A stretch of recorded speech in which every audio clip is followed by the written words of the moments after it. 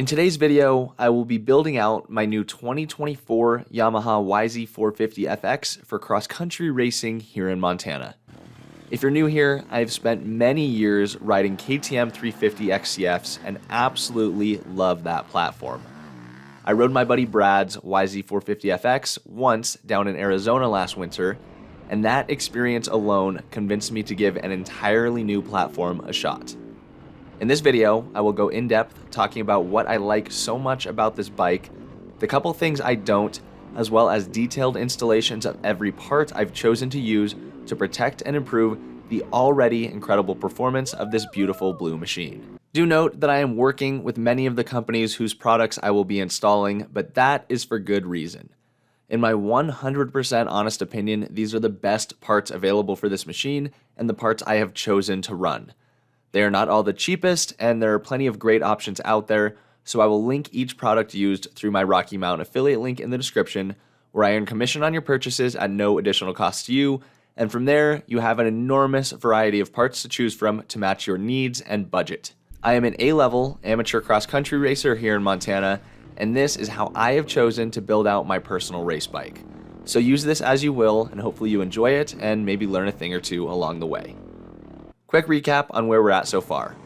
I picked the bike up from the awesome crew at Base Camp Gallatin on February 28th with my buddy Levi, who picked up a brand new YZ450F.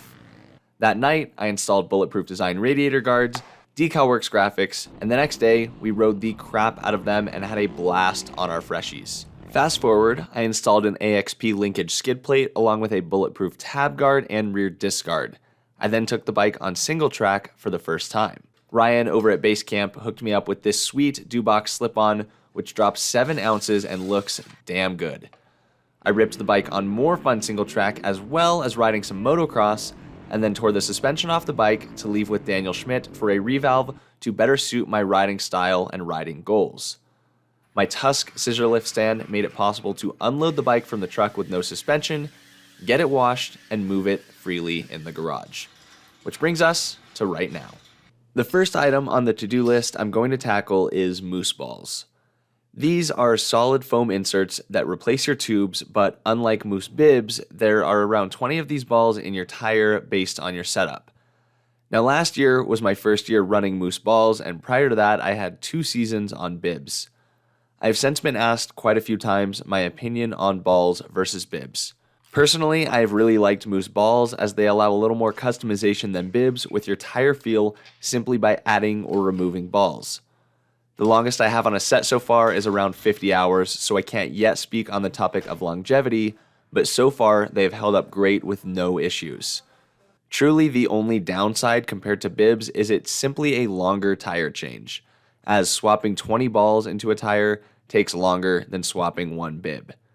Now, for my race setup and the rest of the season, I will be running Shinko tires, which I've been running for many years and am incredibly happy with, but I'm going to go ahead and wear out these stock tires first. One thing to note with Mousses, whether bibs or balls, is there is a break-in period.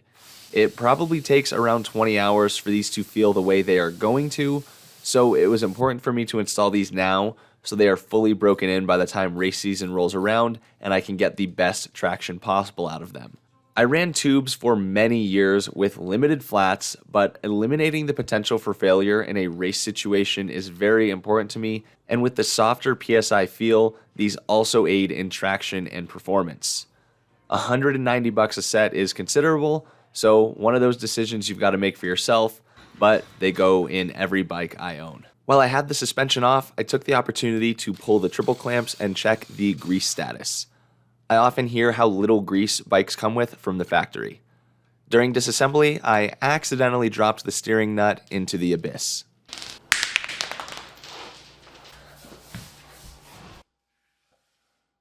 Got him! I was actually pretty happy with the amount of grease in the bearings, and I lathered them up just a bit more on the bottom and then packed a little more into the top.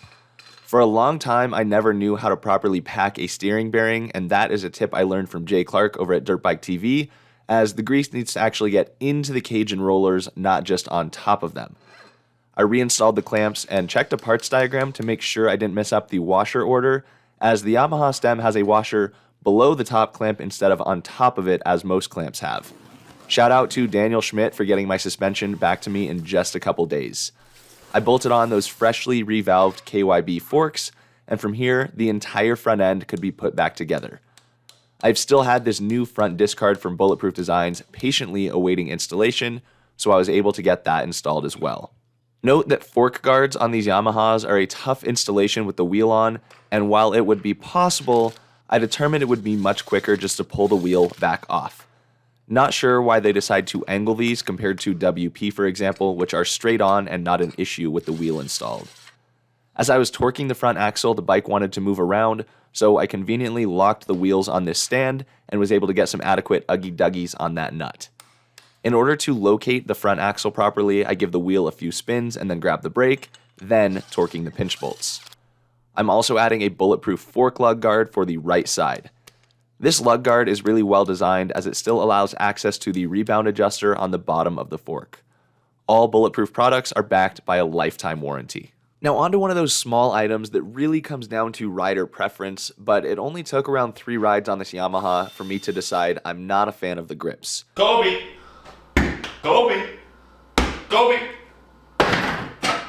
They are all right, but they're firm and my hands definitely fatigue as a result of that. Thus, I am switching to a set of these Motion Pro ODI lock-ons. This seems to be a relatively unknown grip, but I first tried them on my buddy Cole McLeod's Honda and was a big fan. I punched out the end of the grips and then finished the job with an X-Acto knife, and I'm removing the ends to add bar ends. Really not that necessary on the left side, but I like things symmetrical. As for the right side, I think a bar end is one of the most critical upgrades that needs to be made to a woods bike if you're not running full wrap handguards.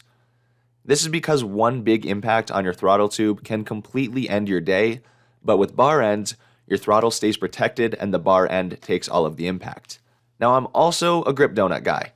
I find in long races the outside of my thumbs blister and rip open without them based on how I grip the bike, and donuts help with that. These donuts are like 8 years old and have moved from bike to bike. Before reinstalling the rear shock, I inspected the linkage bearings to see how well greased they were from the factory and was actually very pleased. I re-greased the linkage bolts, put it back together, and installed the rear shock, which is stupid easy on these Yamahas, at least with the stock fuel tank. The tank pops out to the side and the shock drops right in. Torque that thing to spec, and we've officially got some DSC Motorsports valve suspension on the Yamaha. Now, I opted to add a radiator fan to this bike. Is it necessary? I'm not 100% sure. As for hard enduro, I will be riding my KTM 300, but I would be lying to myself if I said this bike will never see that sort of terrain. I would much rather have the fan and not need it than the opposite. And even in the XC races, there are slow, tight sections where I am hard on the clutch, and I think the fan will come in handy. This GYTR fan is out of stock pretty much everywhere, but I found a dealership in Idaho that had one on hand, so they were awesome in being willing to ship it to me. Quick, easy install. Yamaha did a good job here, and it plugs right into the wiring harness. Next up are what are, in my opinion, the best open-ended handguards on the market. The Burley guards from SX Slide Plate, and the same guards that I run on my KTM 300. These things are robust and mimic the effectiveness of full wraps without the additional width and still have some flex in the plastic instead of a full wrap metal bar, so there is some give if you nick trees, rocks, or other obstacles, while full wraps will force your bars to follow the impact. The only real downside with handguards in general is figuring out where the heck to place your buttons and making small compromises with clutch and brake mounting locations. Now here are just a couple little cool bling parts for the bike. Brake cap master cylinder covers from BeRad. I'm pretty sure Brad said these will make you go 6 to 9% faster or your money back, but you're going to have to take that up with him. Shout out Brad. If you haven't seen his videos, his channel is linked below. At this point, another weekend had arrived and my brother actually came to town and we were able to get a few rides in. He rode mostly my KTM 300, but here is what he had to say after he tried the Yamaha.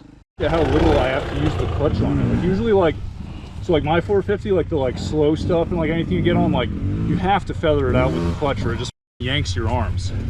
I wasn't touching the clutch on half that stuff and it's still smooth as shit. You see why I wanted one? Yeah.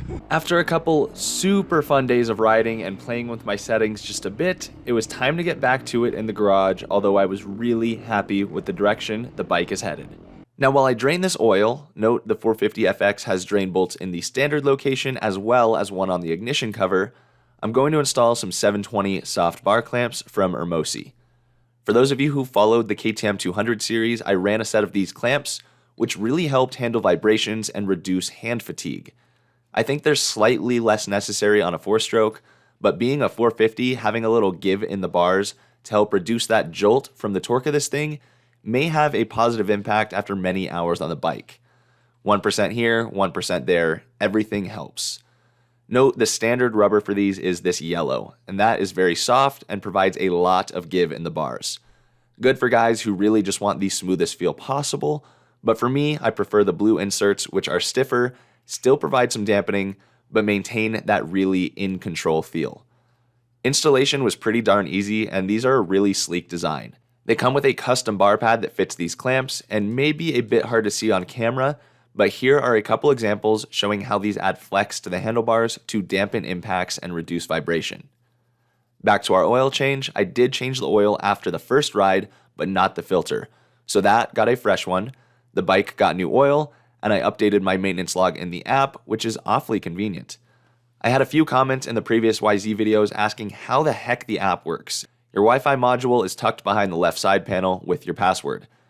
Press the starter on your bike, the Wi-Fi will show up in your phone, and you can get connected. From here, swapping maps is easy. On Yamaha's 1 to 7 scale of soft to aggressive, I have been running 2 and 6, and I've really been enjoying 6. 2 is incredibly smooth, but the torque no longer feels instantaneous, which is something I like about a 450. I've had a lot of people recommend I try the Kiefer map, so I looked it up online, plugged in the appropriate values, and uploaded it to my bike. Simple as that.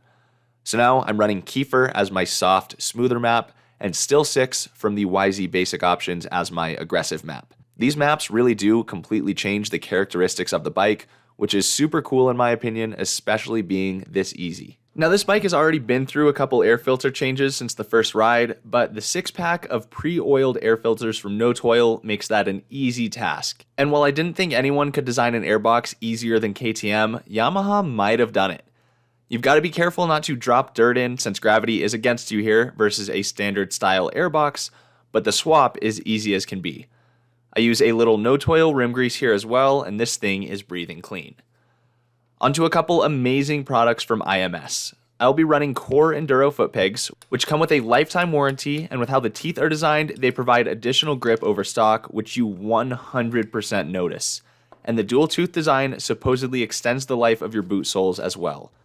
The Core Enduros are a little bit wider of a platform. If you prefer the standard width, the Core MX is a good option. Pegs are one of those parts that if I never swapped them out, I wouldn't really have complaints with stock. But man, when you upgrade a peg and realize how planted your feet stay, it is hard to go back. I prefer installing foot peg pins upside down. People have various opinions here. I think it is a more reliable installation overall, as the cotter pin is not subject to damage from the ground. And next up is the IMS 2.9 gallon fuel tank, an increase of 0.8 gallons over stock, which is a feat of engineering. To take a tank design that sits inside the frame and find a way to expand with limited impact on the chassis is impressive to say the least. Given the nature of the Yamaha design, it is a longer and slightly more difficult installation than your standard oversized tank. I began by removing the seat, shrouds, and side panels, followed by the battery and battery box. For the battery box to come out, there are 2 bolts to remove, followed by the ECU from the bottom and a couple other components attached via rubber onto various tabs and slots. With the battery box removed, I popped the fuel tank by removing the 2 mounting bolts and placed it to the side of the bike atop my Tusk scissor lift stand. The fuel pump disconnects, and then the fuel line has a retaining clip to remove, followed by another before it will disconnect. I struggled at first to remove the fuel line and found by pushing in before trying to pull it out made the job easier. And now take a look at the comparison of the 2 tanks. The IMS tank is slightly wider and taller, but gains most of its volume in the battery box and shock area. This is also really nice because the fuel weight is totally centralized on the bike. With the tank removed, you can see just how much dirt finds its way in everywhere on a bike, so I gave it a quick wash at my new dirt bike wash station and blasted it out with compressed air to ensure we stay clean during this install. The fuel line needs to be replaced, and I popped the Etiker clamp with a screwdriver, but struggled to pull the line. So I removed the entire connector from the fuel injector outlet and then removed the line from there off the bike. I swapped the fuel pump from tank to tank, which was pretty straightforward with clear instructions from IMS, adding this new bracket where the ECU will now mount. From here, new frame brackets needed to be installed to account for the additional width, new foam dampeners were added to the subframe, and the new battery hooks installed on the tank. One metal bracket from the battery box needs to be removed by drilling through the rivets and then flattened. I did this using my vise, and mine does not exactly match the photo in the IMS instructions, so this design must have changed slightly from Yamaha in the last couple of years. I installed the fuel pump connector to the end of the new fuel line, which is slightly shorter and now fits on the right. With the tank installed, one final bracket is required on the left to hold the tank secure in the back from bouncing up, as there is no longer a rear tank strap. Now this is really the only place I started to get a little confused by the instructions, as the two mounting holes in the tank don't exactly match the bracket, so I ended up bolting the bracket from the battery box that holds that relay onto the same mounting location as the left tank retainer. The ECU tucks nicely under the tank in its rubber harness, the ground cable moves to the old battery box mounting location, and then I happened to have this little aluminum bracket where I decided to tuck the regulator, as I'm not 100% sure where that one was intended to end up, but there is plenty of space here to zip tie everything nicely behind the side panel and out of the way.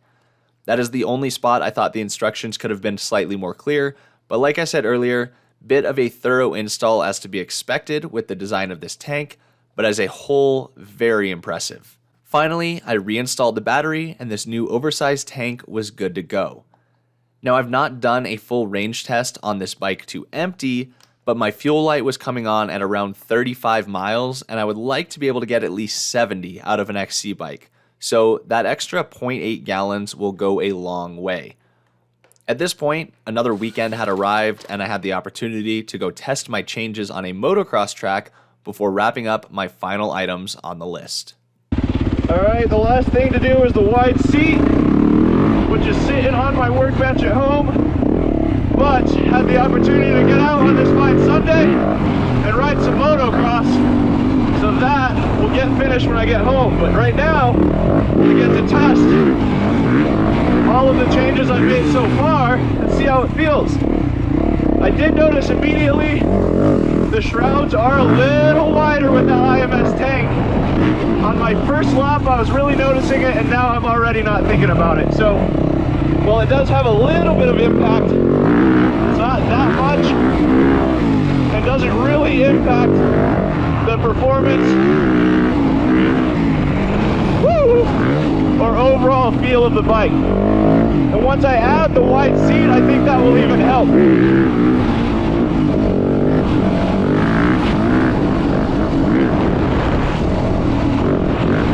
Handling of the bike feels really good.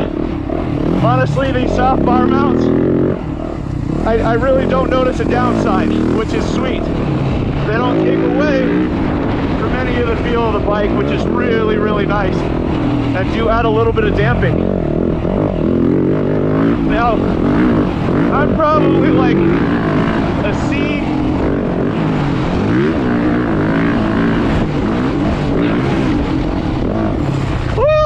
OJ, C, maybe B tier motocross rider. I can get around a track, but not that fast. But it is super fun to start learning how to ride a track.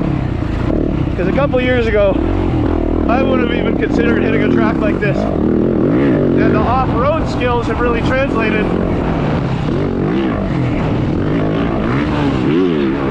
to feel comfortable at least getting around a moto track. And this track has some of the biggest jumps I've hit, to be honest. Definitely some scary ones. Took a few laps to figure it out.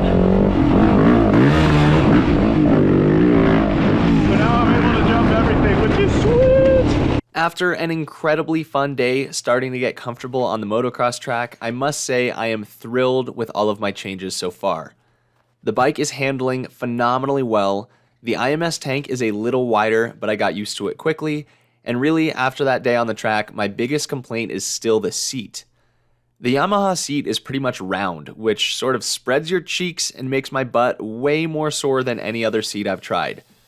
Guts offers a wide seat foam, which essentially mimics a normal seat foam on any other bike, and is a nice, flat platform rather than this stock YZ style. To go along with it, the guys at Decal Works made me this seat cover to fit the wide seat foam, and I was able to get the whole thing swapped over in about an hour. To adhere the foam, I used 3M Super 77, and for the front cover, I just went over the existing one, as removing and replacing the big rivet in the middle seemed like a bit of a pain. Overall, I am stoked on this change and cannot wait to try it. And while that is the end of my to-do list on the workbench, I decided to make one more big change I hadn't initially planned. GYTR offers a Brembo hydraulic clutch for this bike for $300. And while I really haven't minded the cable clutch, I do notice my hand fatiguing more quickly than it did on my 350. Now, a lot of that is truthfully just bad habits and an overuse of the clutch unnecessarily on the 450. But this hydraulic clutch claims 10% easier pull. I like a hydraulic clutch feel, and it's a very easy installation. Just by removing the radiator mounting bolts, I was able to slip the stock assembly out, and the GYTR comes with a new push rod and slave cylinder that bolt right on. In about 15 minutes, I had this thing bled and functional, and holy cow, this Yamaha is ready to race. Which is absolutely perfect timing because I'm going to race this bike for the first time tomorrow.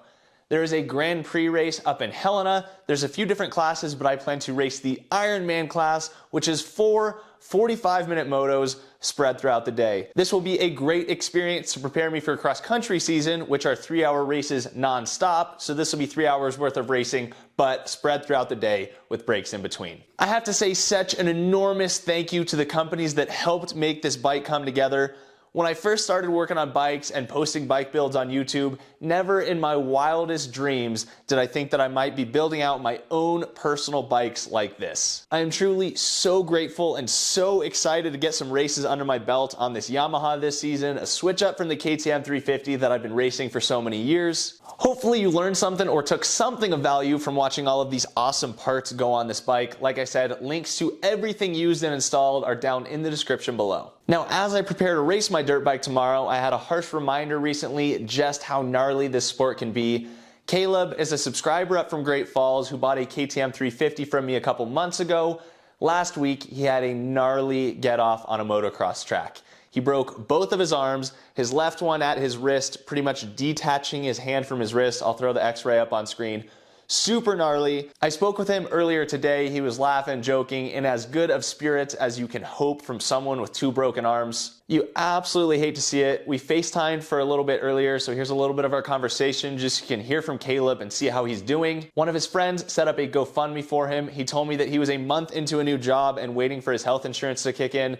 So no health insurance in effect for these injuries. You guys know in America how expensive these medical bills, especially for major surgeries, can be. So if you would like to help out and support Kaleb's recovery, that link is down below as well. So all that said, I'm gonna do my best to keep this thing rubber side down and at the front of the pack tomorrow. We'll see how it goes, and I'll see you guys with a race recap. Well, basically what happened, Kincaid, was I hit the corner of the berm, and the berm was deep.